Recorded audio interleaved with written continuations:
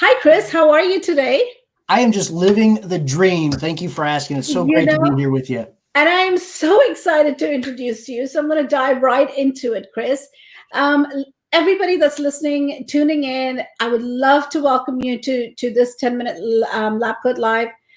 We are meeting the amazing Chris Brown, amazing king of conversion. Okay, let's talk about you a little bit, Chris. He is a team leader at Certified Mortgage Planners. He's also a contributor to the local Fox News affiliate here in Orlando. Yep. And was selected top 40 most influential mortgage professionals under 40. Wow. By National Mortgage Professional magazine, a publication record 5 times. Yep. Wow, that's amazing. Well, Publication. it'll never happen again. Let I passed that 40 mark a few years back. me go on. I want people to know who you are. He Thank was you. also featured in BombBomb's video influencer guide in 2018 and 19 as number six. Wow, number one, number six most influential mortgage person in the U.S. and Canada.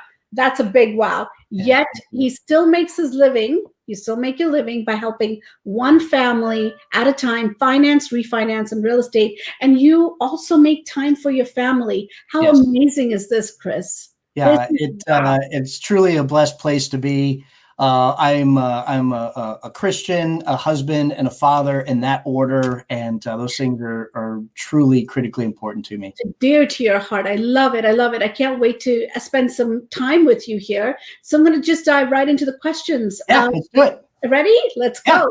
Yeah. Okay, in the world of real estate, right? In the world of real estate, in your lending world, what do you obsess most about? Oh gosh, that is a great question, Junkie. Thank you for asking it. And I would have to say the client experience, because at the end of the day, agents have all the same houses to sell. Lenders have all the same money to lend. And what really makes us different in the eyes of those that we're serving is what their experience is. And that ultimately helps us build from one year to the next instead of starting over every year that we're in this industry. You know, I 100% agree with you because that is so important, the client experience. I was, in fact, just talking to my team about that. Why is it so important to give the best experience to a client where they're not stressed? They don't feel the stress of this chaotic world that we're in, with real estate, COVID, this and that. There's so much going on around us, right, Chris? Yeah. What is your biggest opportunity to grow business in remaining part of the year? So at the time of this going live, we're here at the end of December in 2020. It's certainly been a roller coaster. Yes. I think the biggest opportunity for us, and maybe for those of you watching this, is to go through your leads that did not turn into something and send them a simple message. And the message is this: write this down. I'm writing. Do you intend to buy a home in the next 12 months? Wow. It's plain and simple. It can be a voicemail, it can be a text message, but just find out those that didn't do anything. Just kind of go back through the cornfield and find out, hey, are there people that still have it on their radar and haven't pulled the trigger yet? Certainly we're going to find some that, gosh, we missed the boat and they've already bought something, but then we know, right? And we can take them off our follow-up and follow-through list, and we can focus on those that still have it. You guys, this is amazing golden nugget that you just gave us. Thank you. So my next question is, biggest challenge during COVID? Oh gosh, the biggest challenge, Junkie, is schedule. Surrendering to the schedule, because it's real easy to get up and stay in the quote unquote pajamas and not necessarily kind of put your work uniform on. Now that I only work about 4 years directly in my mortgage business, this is my uniform. I got a t-shirt on. I put a coat on just for the interview, but a ball cap and a t-shirt and some flip-flops. That's Florida apparel. But staying to the schedule and surrendering to that, because that really, the discipline to the schedule is our friend. It's not our enemy, even though we so frequently see it that way. And we don't get to network out anymore. We don't get to go out and network. So this is our only networking that we can do. So yes, it's so important to keep mind and affirmations and, everything mindset. I think it's so important to keep at our core. Absolutely. We can dwindle down really quickly, right? What have you learned about yourself from this? What have I learned about myself?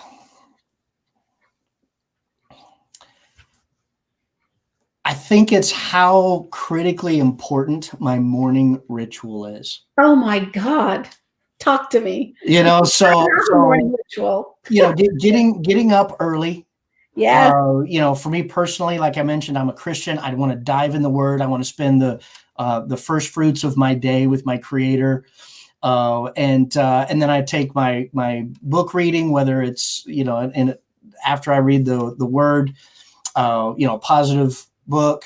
I do my journaling, spend my time in prayer and meditation, and then just really start my day with my wife and my two daughters. But that morning ritual is critical, and it sets the stage for the rest of the day. And having that anchor point, here's what it really does for me, Janki, is it's a giant reset button.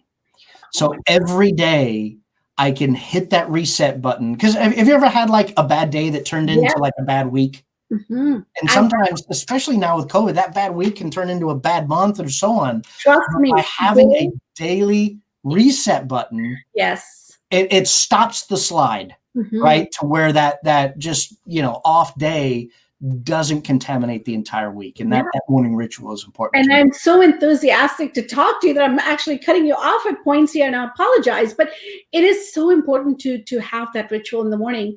I didn't do it yesterday. I was flustered throughout the day, and this morning I did it. Yeah, I was so flustered because I was out of my zone, and for some odd reason, I just came out and I just started my day instead of really focusing on my morning ritual. Keywords: morning ritual, affirmation, gratitude, journaling, meditation, praying.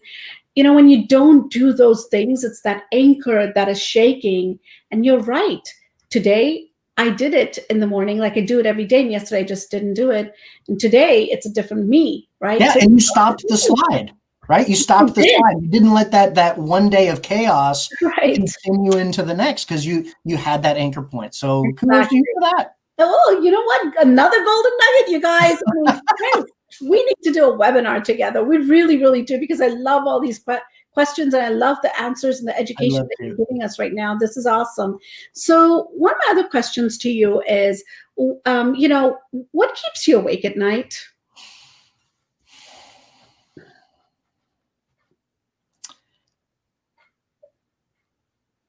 That God's plan is different than mine. That God's plan is different than mine. Because I have this idea, I have this vision of what this looks like moving forward, right? And I've got the goals and the objectives and all of that. But what happens if God's plan is different? And I need to be willing to submit to that. So, but there's kind of a foundation that I find a tremendous amount of peace in, Janki, and that's this: that there's a God in heaven. He loves me. I can trust him. And lastly, his plan is better than mine. So even though it keeps me up at night, that what if the plans are different, I can trust that he knows what's best for me better than I do. And that I can trust that even if it's different than what my vision for it is. Wow, that is so profound, Chris. I mean, you literally brought tears to my eyes. But more than that, it's what we all need to anchor down to, right? Especially with what this year has been like. So much in the world going on, so many unplanned passaways happening, deaths happening. So much going on in our world that we need to anchor down. We really, as a community, as a society, as this nation, as the real estate community, need to nail it down and say, you know what, it's okay. It'll be better tomorrow, right? I mean, really to say that to ourselves. And I always say that he wouldn't be able to give us what we can't handle, right? That's something we need to understand as well. Almost. Almost. So he won't give us something that we can't handle with his help. Right. we're not made to do it on our own. Right. So, right. and I don't want to turn this into a, Yes. a Sunday morning either, but all. there's a degree of that where it's being willing to surrender. And you know what? Exactly. And it's a self-talk that we have every day. It's the motivation within ourselves, self-motivation. It is all of that we're talking about right now, right? I mean, there's something that the universe has to do a part of this too. So, Chris, I wish I could spend some more time with you. I look forward to it the next time. Until then, thank you so much, my friend. And I look forward to it. Until next time. It's my pleasure. Thank you for inviting me and spending this time with me. And hopefully there's been value for you and, yes. for the rest of you that are viewing this interview. Chris Brown, you're amazing. Thank you so much.